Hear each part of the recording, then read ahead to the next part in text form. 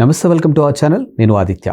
AP మాజీ ముఖ్యమంత్రి YS Jaganmohan Reddy Guntur జైల్లో ఉన్నటువంటి వైఎస్ఆర్సీపీ నాయకుల్ని కలవడానికి వెళ్ళిన సందర్భంలో కలిసిన తర్వాత ఆయన బయటకు వచ్చి మీడియాతో మాట్లాడినటువంటి సందర్భాల్లో ఒక సంఘటన చోటు చేసుకుంది. మరి ఆ సంఘటన ఏంటో తెలుసుకునే ప్రయత్నం చేద్దాం. సో ప్రస్తుతానికి మనతో పాటు స్టూడియోలో ఉన్నారు ప్రముఖ senior journalist and political analyst CS Rao గారు. సార్ని అడిగి తెలుసుకున్నాం. సార్ నమస్కారం. సార్ నమస్తే. వైఎస్ఆర్సీపీ అధినేత జగన్మోహన్ రెడ్డి గుంటూరు జైల్లో ఉన్నటువంటి వైఎస్ఆర్సీపీ నాయకుల్ని కలిసి బయటకు వచ్చిన సందర్భంలో మీడియాతో మాట్లాడిన తర్వాత ఒక సంఘటన జరిగింది. ఇప్పుడు ఆ సంఘటన ఏపీలో ఉన్నటువంటి పాలనకు అద్దం పడుతుందా, అంటే చంద్రబాబు నాయుడు యొక్క పాలనకు అద్దం పడుతుందా, లేకపోతే మరి ఏ విధంగా తీసుకోవచ్చు అసలు? ఇప్పుడు ఆ సందర్భంగా ఆయన పరామర్శించడానికి వెళ్ళి బయటకు వచ్చి మీడియాతో మాట్లాడుతున్నప్పుడు స్టార్టింగ్లోనే ఒక కానిస్టేబుల్ దూసుకొచ్చి నేను మీ అభిమానిని, మీకు నాకు ఒక సెల్ఫీ ఇవ్వండి అని చెప్పి అడిగారు. అడిగిన వీడియో బాగా వైరల్ అవుతుంది సోషల్ మీడియాలో. చాలామంది ఆ వీడియోని చూసి ఆస్వాదిస్తున్నారు, నవ్వుకుంటున్నారు. కొంతమంది తెలుగుదేశం పార్టీ వాళ్ళేమో అసహనానికి గురి అవుతున్నారు. ఇది జరుగుతుంది. కానీ ఒక సీనియర్ జర్నలిస్ట్గా ఆ వీడియో సందర్భంగా అక్కడ చోటు చేసుకున్నటువంటి పరిణామాన్ని చూసిన తర్వాత ఆంధ్రప్రదేశ్లో సిట్యుయేషన్ అయితే మారలేదు. ఆంధ్రప్రదేశ్ ప్రజల్లో ఇప్పటికీ కూడా జగన్మోహన్ రెడ్డి గారు బలంగా ఉన్నారు అనేటువంటి అభిప్రాయానికి రావచ్చు. ఎందుకనంటే ఆ మధ్యకాలంలో స్పీకర్ అయ్యన్న పాత్రుడు గారు స్పీకర్ కాకముందు ఒక మాట అన్నారు జగన్మోహన్ రెడ్డి గారి గురించి. ఏమన్నారంటే, ఇంకా చచ్చిపోలేదు, బతికే ఉన్నాడు, గుర్తుపెట్టుకోండి అని అన్నాడు జగన్మోహన్ రెడ్డి గారి గురించి. అంటే రాజకీయంగా చచ్చిపోలేదు, ఇంకా బతికే ఉన్నాడు అని. పాము ఇంకా చచ్చిపోలేదు, ఇంకా బతికే ఉంది అనే యాంగిల్లో. అప్పుడు దాని మీద జగన్మోహన్ రెడ్డి గారు కూడా అభ్యంతరం పెట్టాడు. నేను భౌతికంగా చచ్చిపోలేదని కోరుకోవట్లేదు, రాజకీయంగా ఇంకా చచ్చిపోలేదు అనేటువంటి మాటలు నేను అన్నాను. ఆయన దగ్గరికి ఎవరో వెళ్ళారు రిజల్ట్ రాగానే వెళ్ళినప్పుడు జనరల్గా మాట్లాడుకుంటూ అయ్యన్న పాత్రుడు గారు ఆయనతోటి అన్న మాటలు, ఎవరితోటి ఆయన్ని పలకరేయటానికి వచ్చినటువంటి ఆయనతోటి అన్న మాటలు, జగన్మోహన్ రెడ్డి ఇంకా చచ్చిపోలేదు, బతికే ఉన్నాడు అని. అంటే రాజకీయంగా బతికే ఉన్నాడని. దానికి నిదర్శనం గుంటూరు వీడియో కనిపిస్తుంది. ఎందుకనంటే జగన్మోహన్ రెడ్డి గారికి 11 మంది ఎమ్మెల్యేలే ఉన్నారు. 11 మందే ఉంది ఎమ్మెల్యేలు. ఆ 11 మంది కూడా ఇప్పుడు సగం మంది కాదు, 8 మంది పక్కచూపులు చూస్తున్నారు. అయినప్పటికీ కూడా ఆయన నాకు ఇప్పటికీ 39% ఓట్ బ్యాంక్ ఉందని చెప్తున్నారు. 39% ఓట్ బ్యాంక్ ఉంది, నేను బలమైనటువంటి లీడర్ని అని చెప్తున్నారు. అంటే ఇది ఆంధ్రప్రదేశ్ ప్రజలు అతనికి ఇచ్చినటువంటి బలం. అంటే ఇంకా కూడా 39% ఆంధ్రప్రదేశ్ ప్రజలు, ఆంధ్రప్రదేశ్ ఓటర్లు జగన్మోహన్ రెడ్డి గారి వైపు ఉన్నారు అని అంటే సీరియస్గా ఆలోచించాల్సినటువంటి అంశం. ఎందుకనంటే 2024 ఎన్నికలకు ముందు ప్రజల్ని కదిలించినప్పుడు వాళ్ళ నుంచి వచ్చినటువంటి స్పందన ఏంటంటే, అమ్మో జగన్ మళ్ళీ వస్తేనా ఇంకేముంది అనేటువంటి ఒక భయాన్ని వ్యక్తం చేసినటువంటి వాళ్ళు ఎక్కువ మంది ఉన్నారు. తర్వాత ఆ రోజు మళ్ళీ జగన్మోహన్ రెడ్డి ముఖ్యమంత్రి అయితే మన భూములు, మన ఆస్తులు, మన ఇళ్ళు మన పేరు పైన ఉంటాయా, లేకపోతే గవర్నమెంట్ పేరు పైన వెళ్ళిపోతాయా అనేటువంటి భయానక వాతావరణం కనిపించింది ఆ రోజున. అంత భయంలో కూడా ఇంకా అంత భయపించేటువంటి జగన్మోహన్ రెడ్డి గారిని ఇంకా 39% మంది కావాలని కోరుకుంటున్నారు అని అంటే ఆశ్చర్యపోయి విశ్లేషణ కూడా చేశాను దాని మీద. ఎందుకు అని దానికి సమాధానం నాకు ఈ గుంటూరు ఇన్సిడెంట్ దగ్గర కనిపించింది. ఎందుకు కనిపించింది అంటే, ఆయేషాబా అనేటువంటి ఒక కానిస్టేబుల్, ఆవిడ గుంటూరు జైల్లో పనిచేస్తున్నారు. స్వస్థలం అనంతపురం జిల్లా. గుంటూరు జైల్లో ఉన్నటువంటి మాజీ ఎంపీ నందిగం సురేష్ని, విజయవాడ డిప్యూటీ మేయర్గా ఉన్నటువంటి అవుతు శ్రీనివాసరెడ్డిని, ఇద్దరిని పోలీసులు అరెస్ట్ చేశారు. ఈ మధ్యకాలంలో అరెస్ట్ చేస్తే వాళ్ళని రిమాండ్కి పంపించారు జడ్జి. జైల్లో ఉన్నారు వాళ్ళిద్దరు. ఏ కారణం చేత వాళ్ళు జైల్లో ఉన్నారు? తెలుగుదేశం పార్టీకి సంబంధించినటువంటి పార్టీ కార్యాలయం మీద దాడులు చేసి, ధ్వంసం చేసి, అక్కడ ఉన్నటువంటి వాళ్ళని ఎవరో ఒకరిని చంపేయాలి అనేటువంటి ఒక అభిప్రాయాన్ని వ్యక్తం చేసినటువంటి వీడియో కూడా ఉంది పోలీసుల దగ్గర. చంద్రబాబు నాయుడు గారి ఇంటి మీదకి వెళ్ళి చంద్రబాబు నాయుడు గారి ఇంటిని ధ్వంసం చేయాలనే ప్రయత్నం చేశారు వాళ్ళు.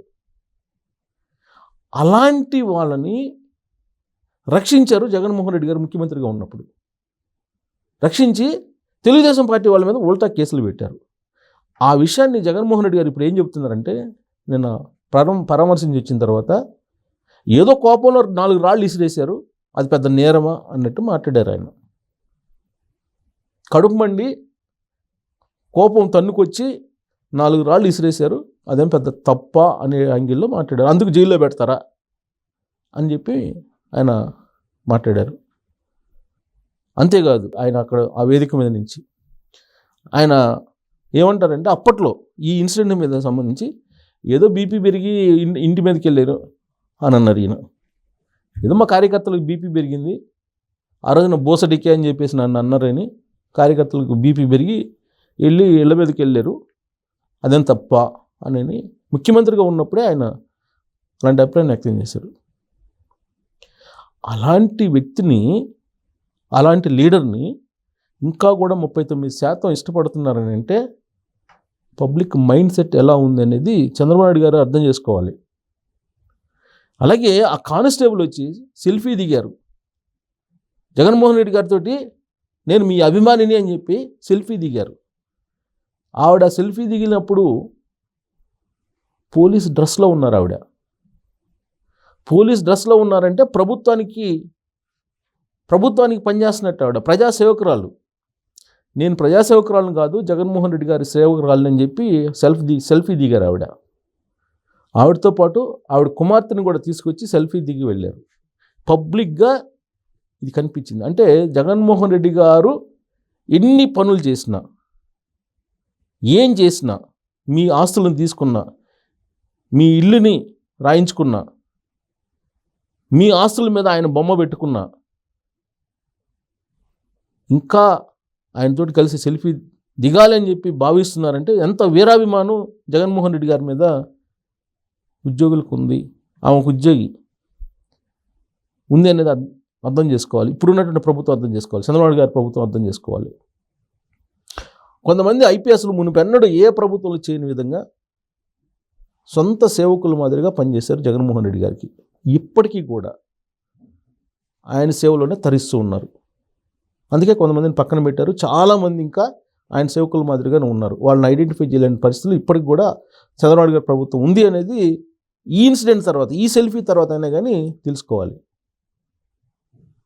అంటే ఇప్పుడు జగన్మోహన్ రెడ్డి గారు అది ఆ వేదిక మీద నుంచి అక్కడి నుంచి ఏం మాట్లాడారు చంద్రబాబు గారి గురించి?